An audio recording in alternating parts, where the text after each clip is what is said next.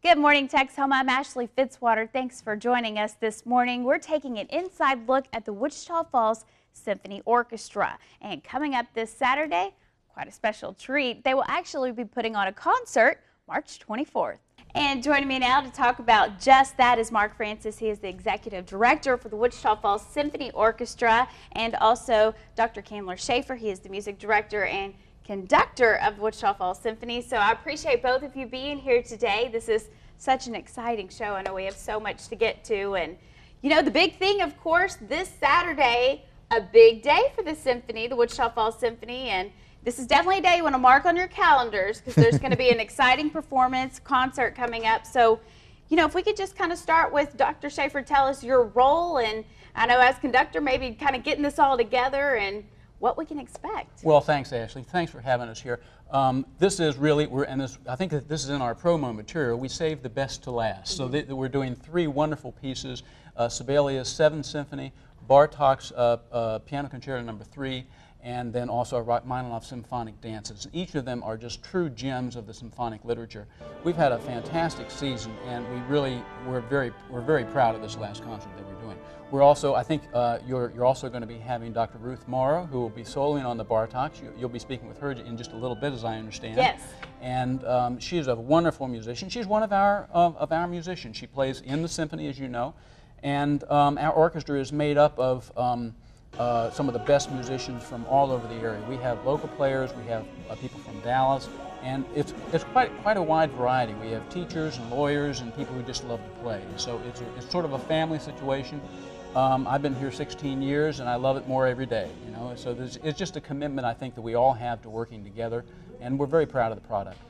How neat is it kind of being in the role that you have over this concert? You know, how do you prepare for, you know, this coming weekend's concert? Well, that's sort of a long kind of drawn out thing.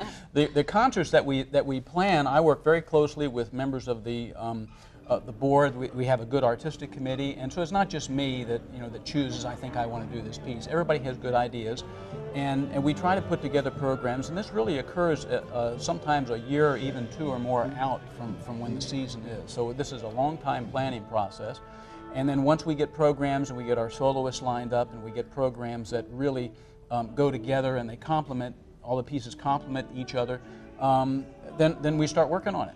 And so we order the music and we get the music ahead of time and send it out to all the musicians, and they spend about weeks practicing it. It's a long-term project. And then this week, actually today is the 18th, we're going to be down in Denton, and we have our first rehearsal down there, and then we put it together the weekend of the concert. So it's very involved, but very worthwhile too. Wow, so a lot of work. I know. Yes. Endless hours go into making this weekend's concert what it's going to be, just to have something that the crowds can truly enjoy. So what would it be that you would say to Texoma, maybe if they've never gone to the symphony, or they have, even children? Is this something all ages, you encourage to come to? Oh, absolutely. Concerts are priced for families. Mm-hmm. Students, $5 each. Educational professionals are only $10. Most of our concerts our tickets are $30. That's very inexpensive compared with a much bigger city. And you're getting an orchestra that plays as well as many of the big city orchestras. Many of these musicians come from Dallas, as well as the finest musicians in the Texoma area. So it really is the best of all possible worlds. We have wonderful things to see and eat in the lobby. The Wichita Falls Art Association shows 2 artists at each concert. Usually we have some kind of goodie, cupcakes or some kind of sweet thing to eat, and there are flowers and things like that. So it's a complete evening. It's a really good experience. I love that, and you're right. I mean, things nowadays they're just adding up. So that it is a great night to have a full evening for not that much, for an affordable price, basically, and a wonderful show as well. So that's it's a double thing there. So that's awesome.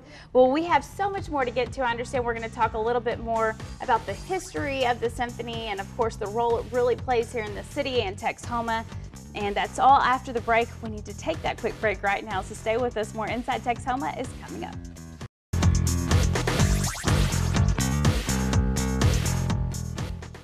Welcome back to Inside Texoma. Once again, I am joined with Mark Francis and Candler Schaefer, and they're telling us all about this Saturday's concert, of course, with the Wichita Falls Symphony. And, you know, this Saturday, definitely a big day for the Wichita Falls Symphony, but, you know, can you kind of just tell us a little bit more about your role? Because you're executive director and fairly new to the community and new to this role, so how has that been, and what is the job exactly of the executive director as well? Well, I'm sort of the behind-the-scenes guy. We do the administration. We put together with a local marketing company the marketing of the concert and promoting the concert. We make sure the contracts get signed and people get paid, and we just keep things organized and running along so that Candler and the musicians can do their job with a minimum of worry about those kinds of things, about the money or that side of things. And we raise money and things like that. Talk a little bit about your role, I guess it is, as well in the world of music, because you definitely have come from a background of music as well. So, and maybe even what brought you here to the position and the role that you are in now. Well, I'd always wanted to be an executive director. It was very odd. Someone I worked for in my first orchestra job said, you know, you really should look into it. You have what it takes. And so kind of got interested in it and stayed on the education director side of it for a while longer, and then finally got an opportunity to come to Wichita Falls. I really was very impressed with the orchestra and with Candler and the community, and decided this is where I wanted to get started in it. Before that, I had been teaching. I still teach a little bit here and there. My students, so I do teach. He's quite the guitarist, you know. Yes.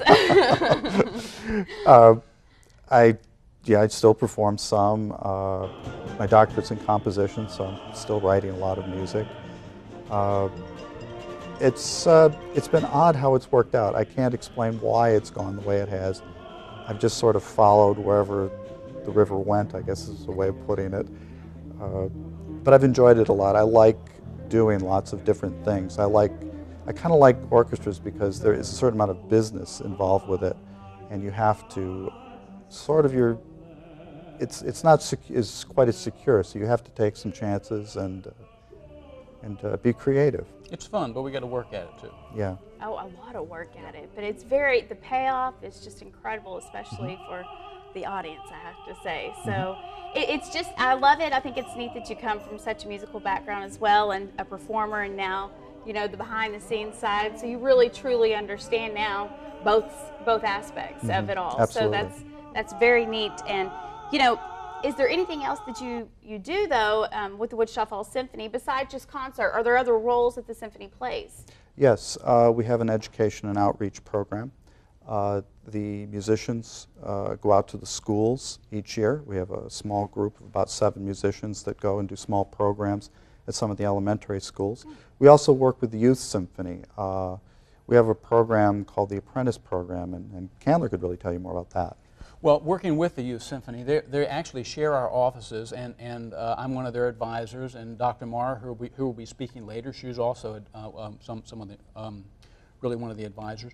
And we have a real commitment to not only music and the arts in all of our community, but also to the youth.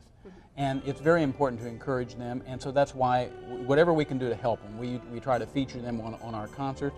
And we set up a number of years ago this program called the Apprentice Program, where some of the youth orchestra students, they audition for a spot to play with us, and they're mentored by our own musicians, and so they're basically taught, this is what goes into it. So, you know, you ask, how do you do this? And we have our teachers really telling our students how to do that. I should mention Ryder High School. Their wind ensemble will be playing before this concert. They've just come back from England, and they just played with the London Philharmonic in their hall, and we thought it'd be a great idea to have them come out, and they'll be starting about 7:15, 7:20 before the concert. So there's something else people could come out and see. Absolutely. It's neat to see the rich history it seems like Texoma really has, you know, with music and the symphony and just keeping that alive even through the apprentice program, because we should mention that they are definitely a separate nonprofit, the Youth Symphony Orchestra. So I think that's great how they're tied in together, you know, just to keep that music going. So well, it's one of our roles. We recognize it, and it's very important. Whatever we can do to help them and also the community. So. Well, I appreciate both of you taking time to explain more of this. And again, this Saturday, I believe it's 8 o'clock is when the concert starts. If someone's interested in getting tickets, how do they need to go about doing so? Well, they can get them at our website, WFSO.org, or they can call us at 940-723-6202. We'll be happy to set them up with a nice pair of tickets. Absolutely. And again, that's all coming up this Saturday. We need a quick break. We'll be right back with more Inside Texoma. Stay with us.